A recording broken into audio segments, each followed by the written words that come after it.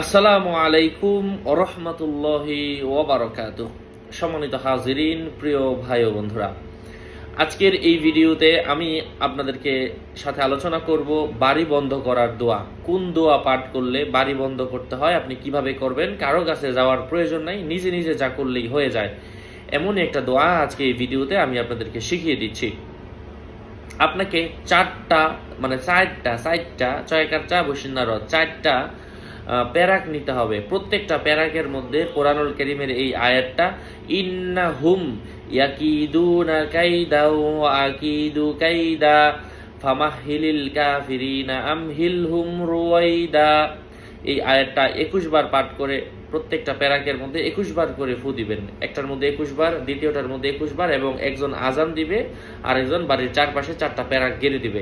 হয়ে যাবে আপনার বাড়ি বন্ধ ইনশাআল্লাহ। দোয়া রইল, আল্লাহ পাক প্রত্যেককেই তার বাড়ি বন্ধের তৌফিক দান করেন।